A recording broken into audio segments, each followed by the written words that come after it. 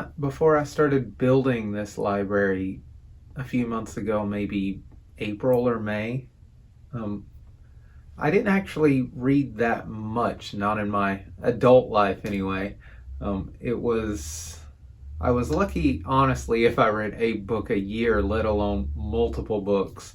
I think the last time I read multiple books in a year was, like most people that I know, honestly, high school.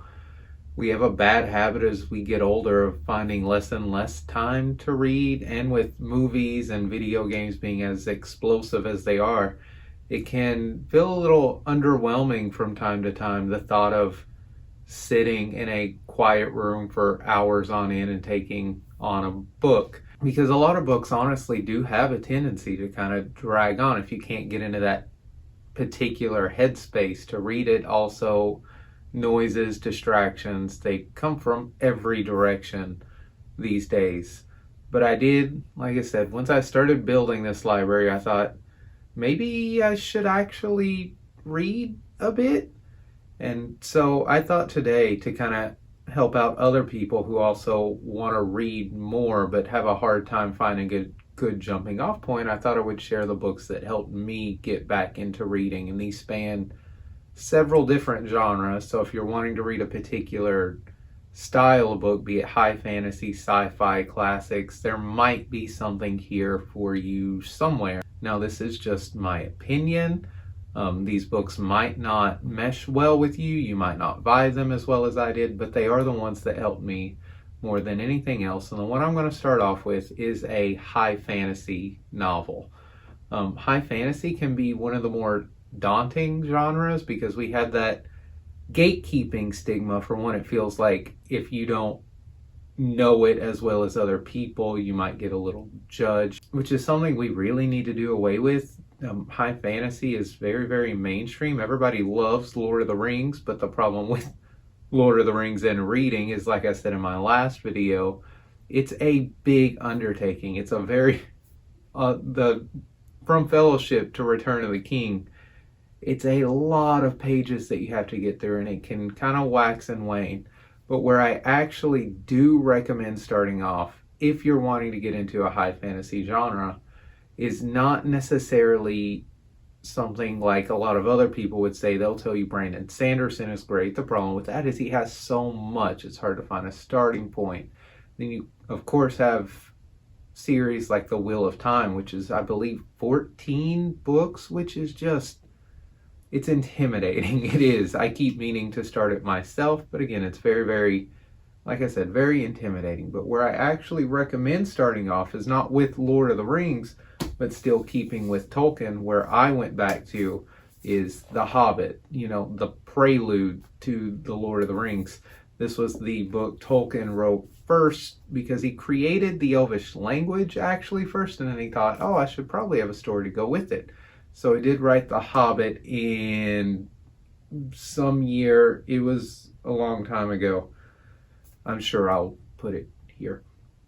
But the fun thing about The Hobbit, and the reason I think it's a great book to start back with high fantasy, is because he writes it in a very hand-holdy way. He does kind of guide you through it. It's kind of like he's sitting by your bedside reading it to you, which is creepy. Maybe don't think about it that way. But it is very, like he does write it in a way like he's reading you the story.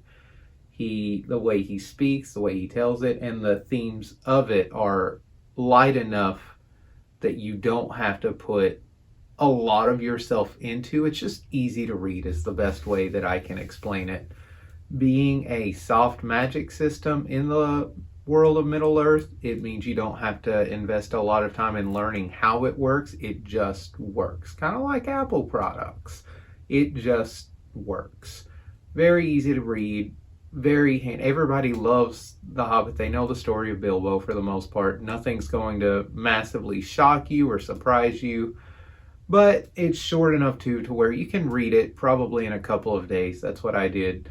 And if you really find yourself turning the pages on it, really invested in it, it does go very, very quickly. But if you're not super interested in high fantasy of swords and dragons and that style of adventure isn't necessarily your thing, and you're looking for more of sci-fi, if you're into more future tech, more of the mysteries of space, I highly recommend Project Hail Mary by Andy Weir. This is the man that wrote The Martian, of which you may have seen the movie that came out not too long ago. And the reason in particular I choose Project Hail Mary is because it's written from the point of view of, I believe he's either middle school or high school, but he's a school teacher, a grade school teacher. And I don't know how Andy Weir pulled it off, but he really gets into the head of this character and explains massive scientific principles in a way that you find yourself just kind of understanding as he speaks. It's like he's teaching you as a grade school student astrophysics, and it just is really, really cool. Again, I don't know how he pulled it off exactly, but the main kind of basis of the entire book is that the sun is dimming pretty fast, which is a problem. Within the next couple of years, there will be famine, there will be massive temperature changes. Think global warming and climate change on like cocaine. It's a huge problem. They figure out it's a particular micro life form that's draining the energy, and then they find one planet way off in a different galaxy that has this same microorganism, but it's not affecting that system in the same way. So they send a ship to that solar system, to that other far off galaxy, to figure out why. Not far off galaxy, it's the same galaxy, but the other solar system, to figure out exactly why it's not being affected in the same way that ours is. And one thing leads to another, and it ends up being this school teacher on this ship light years away from Earth by himself trying to figure out why this is happening. And it all makes sense, I promise. It reads really, really well, and you're not questioning the absurdity of why this teacher is in space by himself. But it starts off in a really, really good way where he can't remember how or why he got there, and you learn that with him. He's given amnesia as a result of cryo sleep to get him there. But again, you learn with him why he's there, what he's supposed to be doing. And then there is another character that shows up later in the book that I won't spoil, but he is probably one of my favorite characters in all of sci-fi by far. Dune being my favorite sci-fi book, this character to me tops almost any character in any other sci-fi book, and their relationship is top tier. It's incredible, and I am patiently awaiting for this movie. One day, please don't ruin it when it happens. Moving on, if you're not into anything that fantastical, even you like high sci-fi and high fantasy are a little much for you and you kind of want to get more into the classics, there is no other classic that I can recommend more than Mary Shelley's Frankenstein. And you may think you know the story of Frankenstein. You don't. Every film made of it really, really, really simplifies the situation and just adds a lot of stuff for reasons that I'm not entirely sure of. And I like the films, don't get me wrong. The classic Frankenstein is my favorite horror movie of all time. I'm not that into horror though.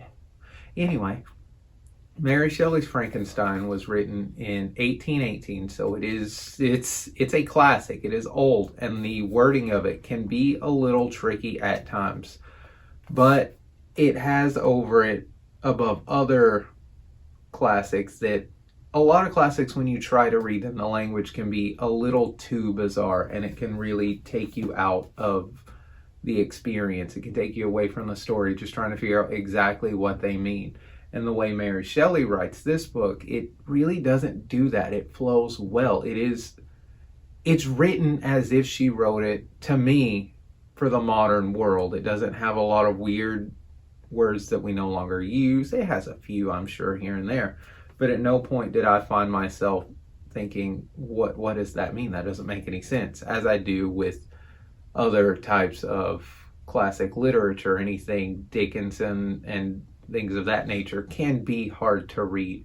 If anyone says they're not, they may just be pretentious. but maybe not. Who knows?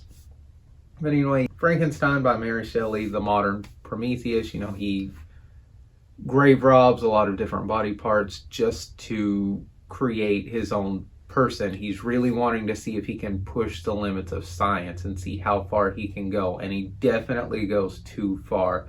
He realizes this very, very early on, and it gets out of control. The monster escapes, goes on his way. And something this has over any of the films is definitely like how much you relate to the monster, how unfair he really is treated, and he has an actual personality. He speaks, he learns. He spends the entire book takes place over several years in which the monster is learning how to live, and at the end of the day he just becomes sad because he's alone. And I don't want to get too far into spoilers, but he does, like, that comes into it as him wanting just to find love, really. And now I relate to Frankenstein's monster. But it is a little weird because, as you may have heard before too, it is told as a man telling a story about a man telling a story, and at times he's telling a story about someone else telling a story.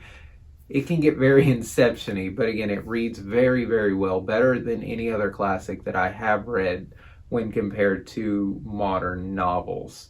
But if that's still not your thing, but you're wanting something a little bit more grounded, maybe you don't like fiction at all, you enjoy nonfiction, but in my experience, nonfiction can be really difficult to just pick up and read. Even one of my favorite novels, Alexander Hamilton, isn't exactly what I would call a page turner. It can take some time to get into the frame of mind to really read through something like that.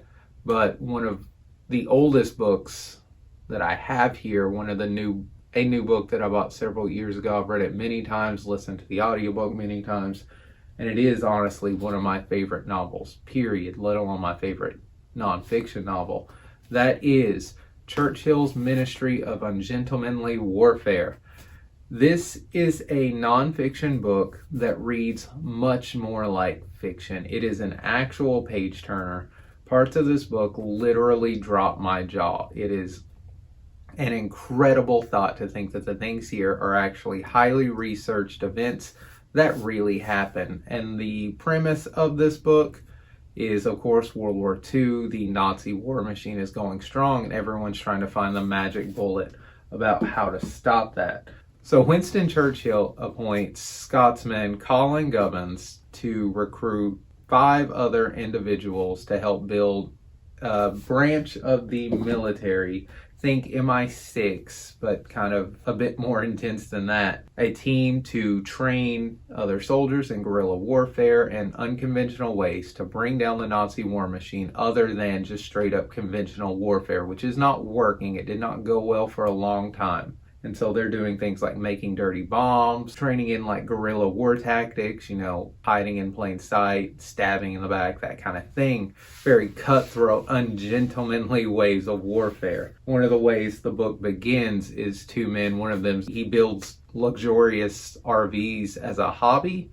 Him and one other man decide to formulate a bomb that can go underwater with a timed release and still explode, but like a distance away from whoever put it on the boat, And so the best thing they find is a particular type of candy that will dissolve at pretty much the exact same rate every time when exposed to water, but then to keep it dry until it's actually on the boat, the best thing they find are condoms. So they buy out an entire town's worth of this candy and condoms to build these bombs, that one of which goes on to kill Hitler's right-hand man, or attempt to. That is an incredible scene, as these men trying to kill Reinhard Heydrich. Yeah, like I said, it's one of my favorite books of all time. I highly recommend it, especially if you're into World War II history, nonfiction, any type of military history, or fiction, honestly, military fiction, because that's how it reads. It is great. The audiobook to it is great. It's just a wonderful book. And those are my recommendations. I hope this video was worth something. I hope that you got something from it. And if you're looking for a place to start reading, I really do hope it helps. I think we should all definitely read more. I feel like a more intelligent person when I am actively reading. And it is, the more you do it, just like anything else, the better at it you get, the faster you go. It can be a little, you can get in your head a little bit and think, oh, people are going to think I'm reading slow or fast. It doesn't matter. Just pick up a book, start reading if that's what you want to do. If not, that's fine too. And audiobooks are absolutely a great way to get potentially some of your future favorite novels in. I'm a huge advocate of Audible and audiobooks in general. But thank you for joining me in my library. I hope this video is a little bit better than the last one, getting a little bit more of my confidence back, but I'm still afraid that I come off like a saltine cracker. I hope I can build my personality a little bit more as time goes on. Thank you for watching, and I will talk to you next time, maybe.